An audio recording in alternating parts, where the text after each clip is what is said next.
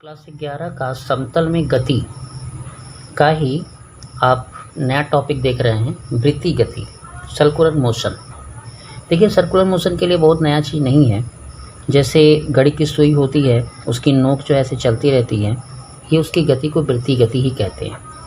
तो लिख लिया है, जब कोई पिंड वृत्तीय पथ पर गति करता है तो पिंड के इस गति को हम क्या कहते हैं? वृत्तीय गति करते हैं, है ना। अब कई तरह की गति हो सकती है, जैसे पृथ्वी है, सूर्य के चारों ओर चक्कर लगाती है तो वृत्तीय पथ पर गति करती है। घड़ी की सुई की नोक की गति है तो वो भी वृत्तीय पथ पर चलती है। चंद्रमा की गति है जो पृथ्वी के चक्कर लगाती है, वो भी वृत्तीय गति है। तो वृत्तीय गति कहते हैं जब वृत्तीय पथ पर कोई पिंड चले तो उसी को हम कहते हैं वृत्तीय गति। अगले में वृत्तीय गति के प्रकार है, यानी टाइप्स ऑफ सर्कुलर मोशन। इसमें दो तरह की गति है, एक समान वृत्तीय गति और दूसरा है असमान वृत्तीय गति। एक को कहते हैं यूनिफॉर्म सर्कुलर मोशन, एक को नॉन यूनिफॉर्म सर्कुलर मोशन। एक खास बात होती है वृत्तीय गति की। वृत्तीय गति में मान लीजिए कोई चल रहा है, यहाँ से चल रहा है कोई, और यहाँ पे हर जगह उसका चाल समान हो, वेग नहीं, चाल समान होगा। जैसे 10 मीटर पर सेकंड यहाँ है तो 10 मीटर यहाँ भी हो, यहाँ भी हो, यहाँ भी हो, तो इस गति को हम कहते हैं एक समान वृत्तीय गति। और अगर चाल समान नहीं है तो उसे हम कहते हैं असमान वृत्तीय गति। क्लियर? थोड़ा सा परिभाषा भी देख लीजिए। किसी पिंड की ऐसी वृत्तीय गति जिसमें पिंड की चाल नियत रहती है, चाल नहीं बदलती, उसको हम कहते हैं एक समान वृत्तीय गति। और इसका सबसे बढ़िया उदाहरण है घड़ी के सुइयों की गति। एक निश्चित समय तक वो अपनी एक चक्कर पूरा करती है, इसीलिए उसे हम एक समान चाल की गति कहते हैं, वृत्तीय गति। अब असमान चाल में है कि जब कोई पिंड की ऐसी वृत्तीय गति जिसमें चाल बदलती हो, चाल बदलती है तो उसको हम कहते हैं असमान वृत्तीय गति होगी लेकिन उसकी चाल बदलेगी। ठीक है। एक नोटिस आप ये भी जान लीजिए कि वृत्तीय गति में पिंड का वेग लगातार बदलता है, पिंड का वेग लगातार बदलता है ना। ठीक है। चाल नहीं बदले या बदले वो अलग चीज़ है, लेकिन वेग तो हमेशा ही बदलेगा। वेग लगातार क्या होगा? बदलता ही रहता है, कभी स्थिर नहीं रहता। यानी हर पॉइंट पे जैसे वृत्तीय गति हो रही है तो यहाँ पे चाल भले 10 हो लेकिन इसका वेग 10 नहीं होगा। ऊपर जाएंगे तो भी चेंज होगा, यहाँ जाएंगे चेंज होगा। ठीक है।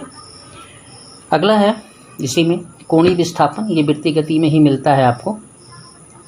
तो एक समान वृत्तीय गति में कण द्वारा त्रिज्य, जैसे कोई पिंड यहाँ से वृत्तीय गति कर रही हो, है ना, और एक बिंदु पर हम हों अगर, तो ये जो कोण बनता है इसी को कहते हैं कोणीय विस्थापन। एक दो बिंदु पर गई है तो इसके बीच जो ये कोण बना है केंद्र पर, इसी को कहते हैं हम वृत्तीय गति कोणीय विस्थापन, एंगुलर डिस्प्लेसमेंट।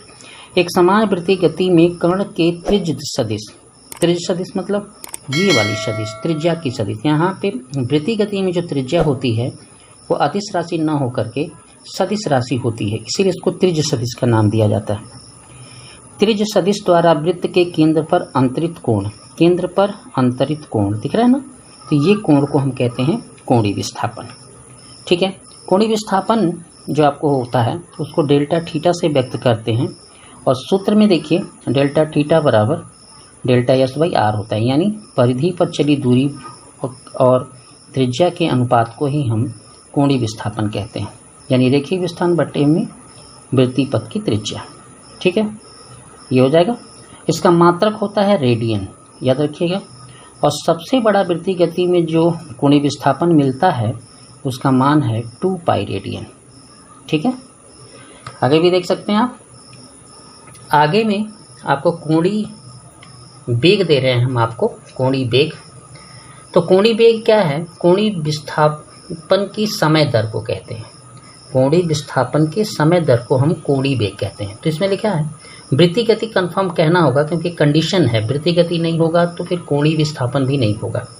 तो वृत्तीय गति में किसी कण द्वारा समय के सापेक्ष या समय के साथ कोणीय विस्थापन के परिवर्तन की दर, है ना, परिवर्तन की दर को हम क्या कहते हैं?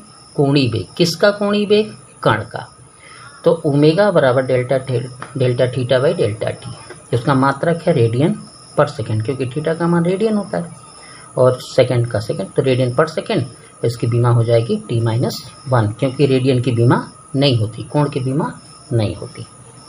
इसी में ताक्षणिक वेग की अगर कल्पना करें, यानी समय के साथ अधिक विस्थापन को हम क्या कहेंगे, ताक्षणिक वेग कहेंगे।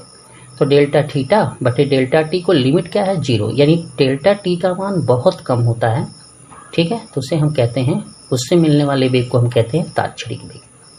अगर पूरे चक्र की बात करें तो पूरे चक्र में जो डेल्टा थीटा है वो मैक्सिमम कितना होगा, 2 उस समय एक चक्कर पूरा हो जाएगा तो उसको हम कह देंगे आवर्तकाल। तो ओमेगा बराबर हम 2π/t भी कह सकते हैं, और t बराबर 1/n होता है, तो यहाँ पे n लगाएंगे तो 2πn। इसको कहते हैं आवर्तकाल के पद में कोणीय वेग, और इसको कहते हैं आवृत्ति के पद में कोणीय वेग, इसको कहते हैं कोणीय विस्थापन के पद में कोणीय वेग। ठीक है, ये आपको समझ में आ गया। अब आपके देखिए रेखीय वेग, तो रेखीय गति करते हुए पिंड, यानी लीनियर वेलोसिटी की जो परिभाषा होगी, रेखीय गति करते हुए, कोणीय वेग की परिभाषा में कोणीय वृत्तीय गति करते हुए लिखा जाता है, लेकिन जो रेखीय गति होगी तभी रेखीय वेग मिलेगा। तो रेखीय गति या रिजु रेखीय गति करते हुए पिंड का समय के साथ रेखीय विस्थापन, देखिए कोणीय विस्थापन जो आपका कोणीय वेग था उसमें कोणीय विस्थापन था, लेकिन इसमें रेखीय विस्थापन की परिवर्तन दर को रेखीय वेग कहते हैं। यहाँ पे देखिए v बराबर delta s by delta T या delta s by delta T. ठीक है, इसमें हमने ताक्षणिक को भी दिखाया है और सामान्य भी दिखाया है। इसका मात्रक होता है मीटर प्रति सेकेंड और इसकी बीमा होती है Lt-1। कुछ चीज़ें वृत्तीय गति के लिए यानी सर्कुलर मोशन के लिए बहुत स्पेशल हो जाती है, जैसे कि आवर्तकाल। आवर्तकाल क्या है, जैसे पिंड जो है यहाँ से स्टार्ट करे और एक चक्कर ले, एक चक्कर में जो भी समय लगेगा, यानी वृत्तीय गति में पिंड एक चक्कर को पूरा करने में जो समय लगता है उसी को हम कहते हैं पिंड का आवर्तकाल। तो वृत्तीय गति करते पिंड के एक पूरा चक्कर में लगने वाला समय को हम कहते हैं आवर्तकाल। ठीक है, इसे हम t से दिखाते हैं। ठीक है, तो t बराबर 2π/ω भी हो सकता है और ओमेगा के साथ t का संबंध ये भी हो सकता है। ठीक है, यहाँ से भी आप देख सकते हैं, यहाँ देखिए ये आवर्तकाल आया हुआ है, तो है ना इस तरह का संबंध। चलिए एक और देखते हैं, कोणीय आवृत्ति, आवृत्ति, कोणीय आवृत्ति नहीं देखा, आवृत्ति है, कोणीय आवृत्ति भी कहते हैं कभी कभी इसको हम लोग। देखिए पिंड की वृत्तीय गति में, देखिए आवृत्ति है वृत्तीय गति के लिए, यानी ये पथ क्लियर करना पड़ेगा आपको कि गति कैसी है।